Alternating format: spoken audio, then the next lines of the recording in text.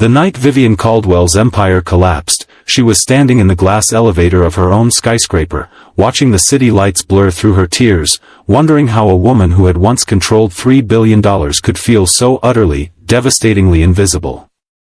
The screens on every monitor in the building were flashing the same two words, Sistema Vulnerado, system breached, and in the span of 47 minutes, everything she had spent 14 years building had been wiped clean by a cyber attack so precise, so surgical, it felt personal. Because it was. If you believe in kindness, second chances, and the quiet power of ordinary people doing extraordinary things, please like this video, drop a comment below, share it with someone who needs hope today, and subscribe to Kindness Corner, where real human stories remind us what truly matters. Vivian had started Caldwell Technologies in a one-bedroom apartment with a second-hand laptop and a credit card that was already half maxed out. She had skipped meals, slept 4 hours a night, and turned down every relationship that asked her to slow down. By 36, she was on the cover of 3 magazines and the youngest woman to ever ring the closing bell on Wall Street. She thought she had built something unbreakable. She thought she was unbreakable. But the breach didn't just take her money. It took her reputation. Stolen client data leaked across the internet within hours, and by morning, the lawsuits were already piling up like snow in a storm that would not stop. Her board of directors voted her out by 9 in the morning. Her lawyer called at 10 to tell her the personal assets tied to the company were frozen. By noon, her keycard to her own penthouse no longer worked. She stood in the marble lobby of the building she had purchased 3 years ago, holding a single box of personal belongings, wearing yesterday's clothes, with exactly $212 in a personal account that hadn't been touched in years. She had nowhere to go. Not a single person she called answered. The friends who had filled her conference rooms and her rooftop parties had vanished so completely it was as though they had never existed at all. Vivian Caldwell, who had once commanded rooms full of investors with a single sentence, sat down on the cold steps outside her former building in the February wind and cried in a way she hadn't cried since she was 8 years old and her mother had left without saying goodbye. It was nearly midnight when she wandered into the lobby of a public office building 2 blocks away, not because she had a plan, but simply because she was cold and her feet hurt and she didn't know what else to do. The security guard at the front desk barely looked up. The fluorescent lights hummed overhead like a quiet, indifferent machine. The lobby smelled like industrial cleaner and burnt coffee, and in the far corner, a man in a Navy janitor's uniform was mopping the floor with the kind of steady, unhurried rhythm that suggested he had made peace with exactly where he was in the world. His name, she would later learn, was Marcus Webb. He was 41 years old, a single father to a 7-year-old girl named Lily, and he had been working the night shift at that building for 3 years. He had a degree in computer science from a state university that he'd earned while working 2 jobs, a degree he'd never been able to use because his wife had gotten sick shortly after Lily was born, and then she was gone, and suddenly a career pivot was a luxury he simply could not afford. So he mopped floors at midnight and packed Lily's lunches at 6 in the morning and read her stories about dragons and brave girls before school, and he did all of it without complaint because Lily was his whole world and the rest of it was just noise.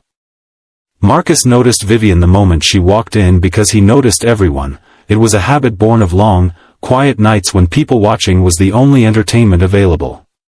He saw the expensive coat that was now wrinkled beyond repair, the smeared mascara, the box of belongings she was clutching like it was the last solid thing in her life.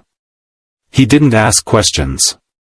He simply walked to the small break room down the hall, poured a cup of coffee into a styrofoam cup, added 2 sugars without knowing why, and brought it to her without a word.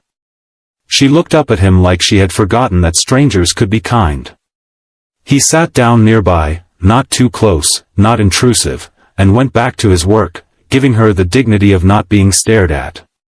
But when her shoulders began shaking again with silent sobs she was clearly trying to suppress, he paused his mop and said, simply and quietly, that whatever it was survivable.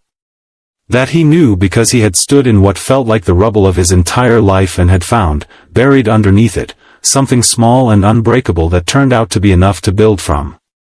They talked for 2 hours. Not about her company or the breach or the headlines that were already crawling across the internet. They talked about fear. About the particular loneliness of losing everything while the world keeps moving. About his daughter Lily, who had recently informed him very seriously that she intended to be both an astronaut and a baker, and how that had made him laugh for the first time in months.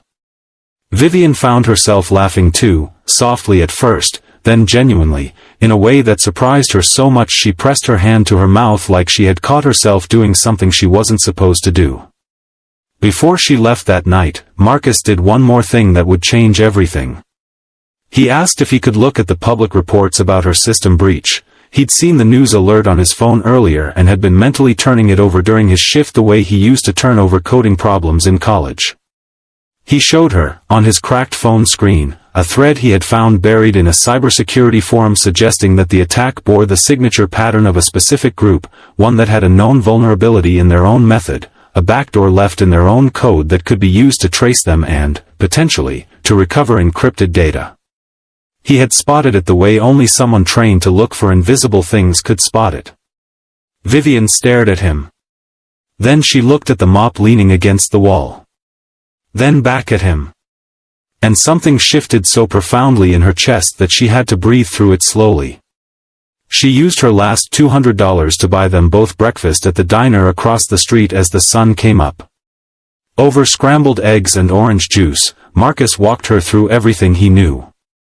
3 weeks later, working from a borrowed laptop at a library table while Marcus contributed every spare hour his nights and weekends could offer, they had enough evidence to begin a legal counteroffensive. 6 months after that, the data was partially recovered, the perpetrators identified, and Vivian was standing before her former board with a restored reputation and a new partner whose name she insisted be listed first on every document going forward. She never forgot the styrofoam cup. The 2 sugars she hadn't asked for. The way a man with every reason to be bitter had chosen, at midnight, to simply be kind. If this story moved something in you, if it reminded you that the most important people in our lives are sometimes the ones the world overlooks, please give this video a like, leave a comment telling us about a time someone's small kindness changed your day, and share this story with one person who needs to hear it right now. And before you go, drop the word Marcus in the comments if you believe that kindness is never wasted, no matter who gives it or who receives it. Because the truth is, we are all, at some point, standing in a cold lobby at midnight. And all it takes is one person willing to bring the coffee.